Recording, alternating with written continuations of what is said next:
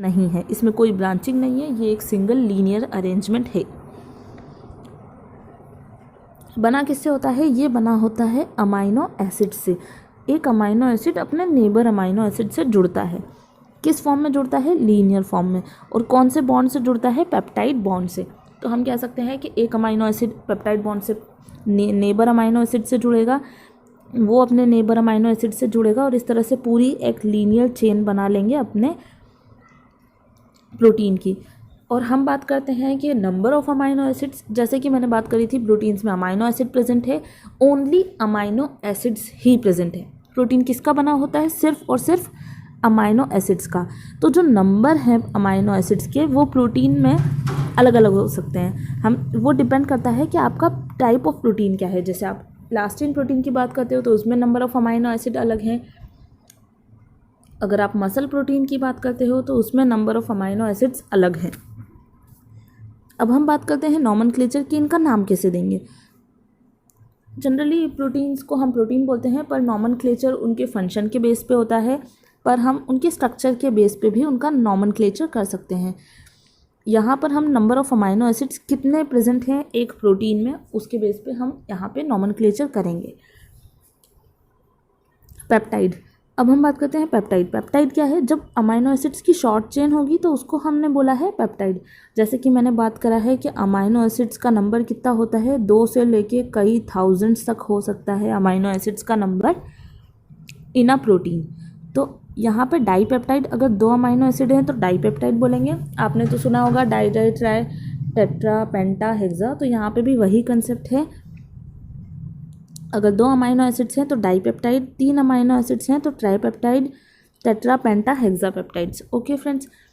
Oligopeptide, अगर 15 से 20 amino acids हैं तो उसको हम क्या बोलेंगे? ओलिगोपेप्टाइड्स।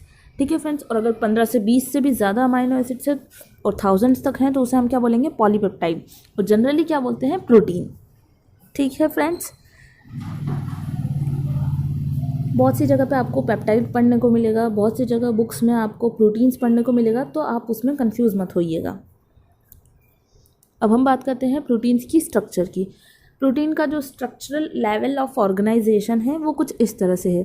जब सबसे सिंपल होगा तो हम उसको प्राइमरी स्ट्रक्चर ऑफ ऑर्गेनाइजेशन बोल सकते हैं।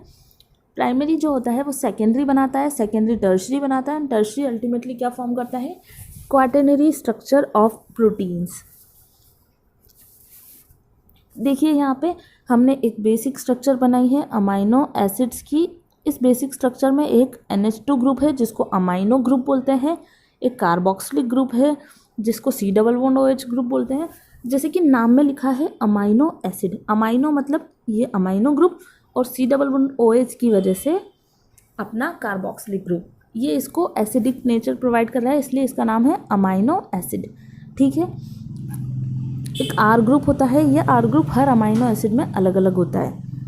जब हम अपना नेक्स्ट टॉपिक पढ़ेंगे अमाइनो एसिड्स का, उसमें हम पढ़ेंगे कि कैसे कैसे R ग्रुप होते हैं, कितने टाइप के अमाइनो एसिड्स होते हैं, उनकी बेसिक प्रॉपर्टीज़ क्या है, उनके रोल्स क्या हैं, प्रोटीन में क्या रोल प्ले करते हैं, ये सब हम अपने नेक्स्ट टॉपिक में पढ़ेंगे। और एक हाइड्रोजन होती है। ये जो बीच का कार्बन है इसको हम कायरल कार्बन कहते हैं। क्यों? क्योंकि ये 4 डिफरेंट मॉलिक्यूल से अटैच्ड है। ठीक है फ्रेंड्स। अब हम बात करते हैं प्राइमरी स्ट्रक्चर की। प्राइमरी स्ट्रक्चर जनरली बहुत सिंपलेस्ट स्ट्रक्चर है। इसमें 1 amino acid next amino acid से जुड़ा हुआ रहता है by the help of peptide bond. यहाँ पे एक N टर्मिनल है, एक C टर्मिनल है। N टर्मिनल क्यों है? अमाइनो ग्रुप की वजह से। C टर्मिनल क्यों है? कार्बोक्सिलिक ग्रुप की वजह से। और इसको जनरली हम क्या बोलते हैं? Peptide chain.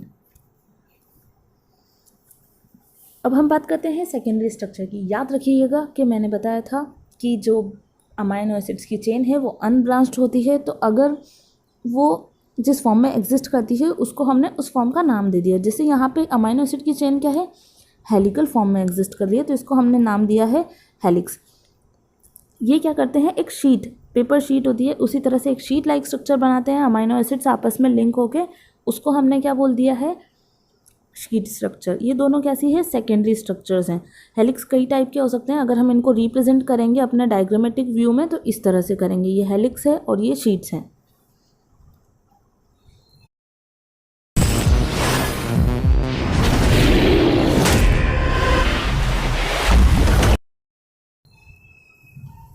अब हम टर्शियरी स्ट्रक्चर की बात करते हैं। जब दो सेकेंडरी स्ट्रक्चर आपस में इंटरैक्ट करती है by the help of different kind of bonds, तो हम उसको क्या बोलते हैं, टर्शियरी स्ट्रक्चर। जैसे आप यहाँ पे देख सकते हैं, एक हेलिक्स है, फिर शीट है, फिर शीट है, फिर हेलिक्स है।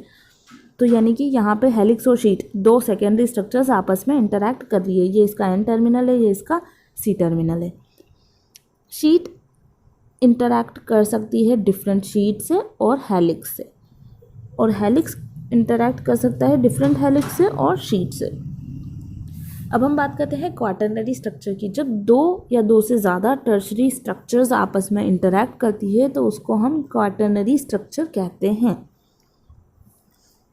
जैसे आप यहाँ पे देख सकते हैं कि ये क्वाटरनरी स्ट्रक्चर देखिए किस तरह से फॉर्म होती है। एक ये टर्शरी स्ट्रक्चर है जिसका ये एन टर्मिनल है और इसका ये सी टर्मिनल है। एक सेकेंड टर्शरी स्ट्रक्चर है जिसका ये एन टर्मिनल है और ये सी टर्मिनल है। तो ये दोनों क्वाटरनरी स्ट्रक्चर्स दोनों टर्शरी स्ट्रक्चर्स आपस में इंटरैक्ट करके क्या बना रही हैं, क्वाटरनरी स्ट्रक्चर्स। ऑब्वियसली ये हाईली कॉम्प्लेक्स होगा और जनरली कहाँ मिलेगा, लार्ज प्रोटीन्स में, क्योंकि स्मॉल प्रोटीन्स में इतनी सारी स्ट्रक्चर्स और कॉम्प्लेक्सिटी पॉसिबल नहीं है। ये देखिए यहाँ पे ये डायग्राम दिखा रहा है कि टर्शरी स्ट्रक्चर क्वाटरनरी स्ट्रक्चर कैसे बनती है। जैसे कि ये एक प्रोटीन है जिसमें इस तरह की टर्शरी स्ट्रक्चर एग्जिस्ट कर रही है, ये अपना ये वाला प्रोटीन, और कोई दूसरा प्रोटीन आके इससे इंटरैक्ट कर जाता है तो ये दोनों मिलके क्या बना लेते हैं, क्वाटरनरी स्ट्रक्चर। और जैसे कि मैंने पहले बताया कि टू डिफरेंट और सेम, ये जो टर्शरी स्ट्रक्चर्स हो सकती है या तो डिफरेंट हो सकती है या सेम हो सकती है, दो और दो से ज़्यादा भी हो सकती है। अब हम फंक्शंस की बात करते हैं। जनरली प्रोटीन्स के फंक्शंस को हमने 3 मेजर क्लासेस में डिफाइन किया है। पहली क्लास हो गई हमारी स्ट्रक्चरल, सेकेंड है फंक्शनल और थर्ड है एंजाइम्स।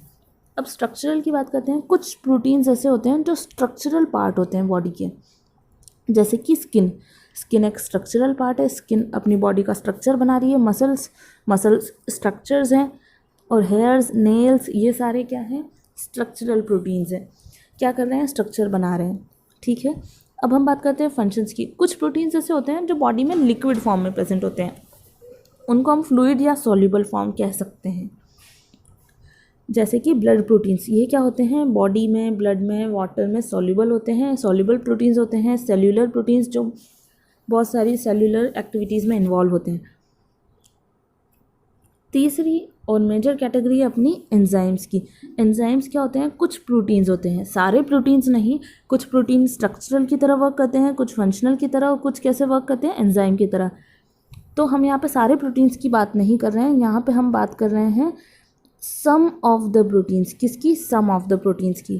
फ्रेंड्स, ये जो मैंने कंटेंट दिया है आप प्लीज़ इसको नोट डाउन कर लीजिएगा और रिवाइज कर लीजिएगा। इस वीडियो को कम से कम 2 और 3 बार देखिएगा ताकि आपको ये अच्छे से पता चल जाए कि इस टॉपिक में हम क्या डिस्कस कर रहे हैं। और इससे रिलेटेड कई सारी चीज़ें आप सर्च कीजिएगा, आप मुझे बताइए, आप अगर आपको कुछ नया अच्छा मिला है टॉपिक या इससे रिलेटेड